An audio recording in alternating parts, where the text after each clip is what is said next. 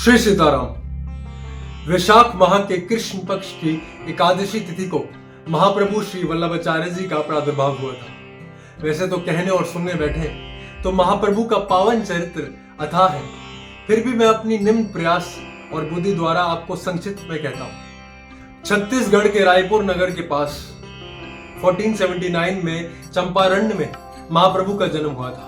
उनका जन्म एक ब्राह्मण तमिल फैमिली में हुआ था। उनके पिता का नाम था श्री लक्ष्मण भट्ट जी और माता का नाम था इल्लिमागारू जी। महाप्रभु के पूर्वज श्री यज्ञ नारायण भट्ट को भगवान कृष्ण द्वारा यह वरदान प्राप्त था कि जब वो या उनके वंशज मिलकर 100 सोम यज्ञ पूर्ण कर लेंगे तब भगवान कृष्ण उनके वंश में अवतार लेंगे। ऐसा करने में उनकी 5 पीढ़ियां बीत गई, जिसके बाद लक्ष्मण भट्ट जी और माता इल्लिमागारू के काल में 100 सोम यज्ञ पूर्ण हुए।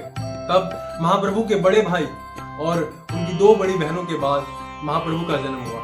आक्रांताओं के काशी हमले के दौरान स्थानांतर करते समय चंपारण्य में मध्य राह में ही इल्लिमागारू जी ने 7वें महीने के गर्भ से महाप्रभु को जन्म दिया।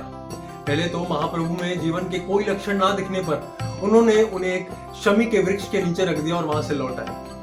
रात को सपने में भगवान कृष्ण ने उनको दर्शन दिए और ये कहा कि जिस बच्चे को वो उस पेड़ के नीचे रखाए हैं भगवान ने उन्हीं के रूप में जन्म लिया है। तत्काल उन्हें होश आया और वो भागते हुए उस पेड़ के निकट पहुंचे। वो ये देखते हुए चकित रह गए कि वो बच्चा एक आग के घेरे में सुरक्षित जीवित लेटा हुआ है और अपना अंगूठा चूस रहा है। ये देख उनके माता पिता को बहुत ही प्रसन्नता हुई और उस अद्भुत और अलौकिक बच्चे का नाम उन्होंने रखा वल्लभ, जिसका अर्थ होता है प्रिय यानी कि पसंदीदा।